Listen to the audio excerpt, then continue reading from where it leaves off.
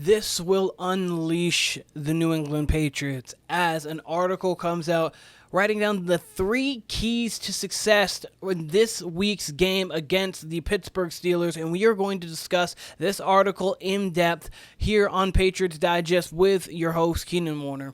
And guys, we are growing. Thank you for helping us get to 1,000 subs, and we are wanting to keep going up and up as the Patriots are going to do this season. So, if you haven't yet, make sure you hit that subscribe button so you don't miss all the great content we've got coming for you. But let's get right underway. Three to watch. Key matchups for the Patriots versus the Steelers in the Week 3 clash. And obviously, historically, we've really beat up on the Steelers for the most part, especially in the playoffs. Obviously, in the Brady era, they didn't lose to the Steelers in the playoffs. That's not what we did. But obviously, a very new era. You got the old Aaron Rodgers over there, and then you've got Drake Maye. And the Patriots return home to Foxborough in Week 3 for a matchup against the 1-1 Pittsburgh Steelers team led by Aaron Rodgers. Obviously, we had a big week last week. Big win against Miami. The kick return right after the punt return. Drake Maye looked really good. Rhamondre Stevenson had one of his best games as a Patriot.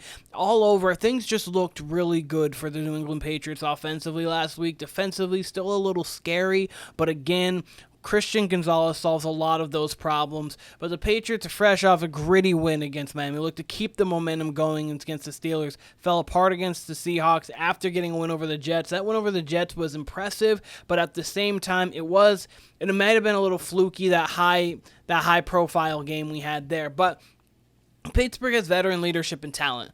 Injuries are adding up for the defense is 29th both in points and yards. And also, you have to think too, they are getting older. They're bringing a lot of the same pieces back over the last few years, but you have Cam Hayward, he is older. Jalen Ramsey, he is older as well. TJ Watt is still in his prime, but he's on the back half of it. He's 30, and every year fielding the same defense, you're going to figure it out at some point. This team doesn't have the same pop as it did once before, and I think the Patriots are going to be able to exploit that. I think Drake Maye has the opportunity to exploit that with his legs and with his arm downfield, but the Patriots do have some defensive concerns of their own. As we know, most passing yards in the league over the first 2 weeks, not a great sign. Geno carved us up, and Tua, after the first quarter, did a very good job of doing that as well. As intriguing matchup, two AFC foes. They look to both move to 2-1, two teams that have outside playoff aspirations, and we're excited for it. But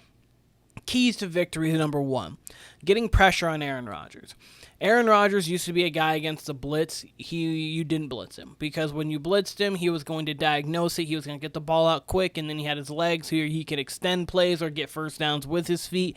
And at this point in Aaron Rodgers' career, which is perfectly fine, he's 42. He can't do that anymore. He's not avoiding sacks, and he's been terrible when you pressured this season, completing 62.5% of his passes, 5 touchdowns, 2 interceptions on the year, but his ability to avoid the rush isn't what it once was. Rodgers taking 7 sacks in 2 games. Those kind of hits can add up on a 42-year-old. Absolutely can add up on a 42-year-old, and it helps out when you are the New England Patriots, who right now has 9 sacks, 9th in pass rush win rate, and the 9 sacks do lead the NFL, and it's not just one guy. Harold Landry, 3.5, Milton Williams, 2, Christian Maymore, 9 pressures on the quarterback. So we are getting pressure in a litany of different ways within a litany of different people, which you love to see, because it's not just, we have to double team the end here, or things are not going to happen. We can mix things up on the line. You can disguise different coverages. You can disguise different line schemes,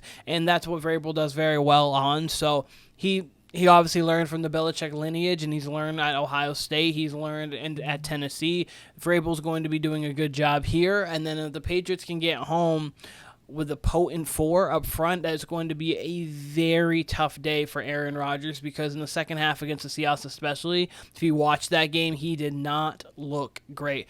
Attack the Steelers with a balanced offense is number 2. We saw last week. Did it on the ground, did it in the air. I would love to see a little bit more TreVeyon Henderson.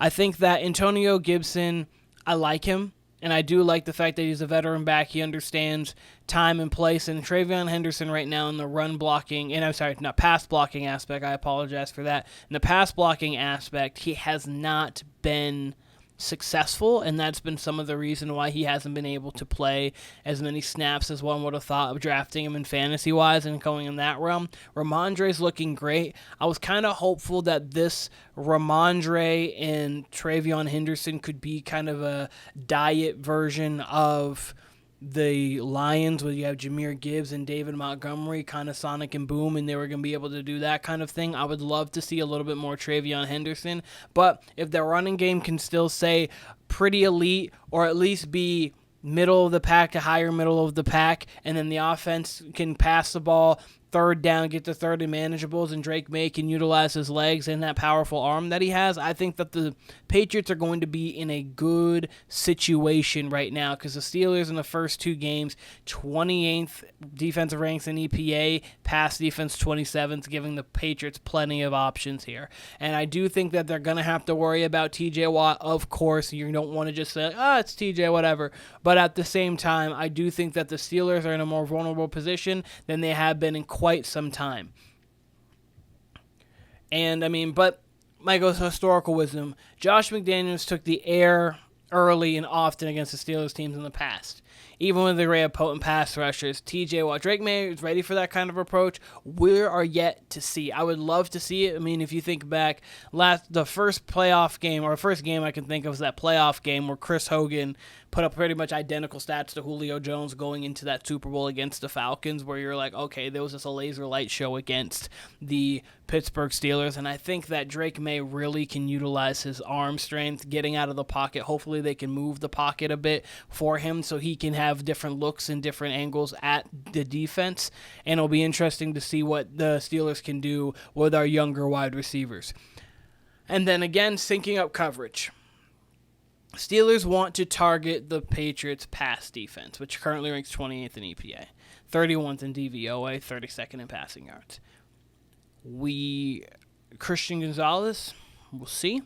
But communication breaks down in the soft zone coverage, often the middle. Explosive plays, a concern when you got someone like DK Metcalf, who is maybe not the best route runner, but he is a physical dynamo, and he is such a 4-3 guy that it's going to be difficult to cover him. And with this roster right now, and the roster that we do have in New England, it will be a difficult cover. It will be a difficult time dealing with DK Metcalf. But I do think that we have the personnel and we have the ability to scheme our way to deal with that. And the first thing is the first thing that we talked about, heating up Aaron Rodgers, make those feet uncomfortable, make him uncomfortable so he can't sit down in the pocket and wait, because if he has time to wait, he'll have time to dissect. He has time to dissect. It could be a long day in New England, but I do think the Patriots are going to be able to get home. I do think the Patriots are going to be able to stop the Steelers and what they want to do and actually be able to dictate pace in this game. I have the Patriots winning, of course, because Patriots Digest, we feel it here, 2-1 for the New England Patriots, getting off to a very good start. After a lackluster week 1, we get a big win week 2 against the division foe, and we're going to go in there and get a win in Foxborough against the Pittsburgh Steelers and Aaron Rodgers. But let me know what you think in the comments. Do you believe how this team is going to play this year in this game specifically? Do you think that those are the keys, or do you have a different key to success for the New England Patriots? But this will do it for Patriots Digest. I am your host, Keenan Warner. I appreciate all of you guys, and I'll be seeing you guys again very soon.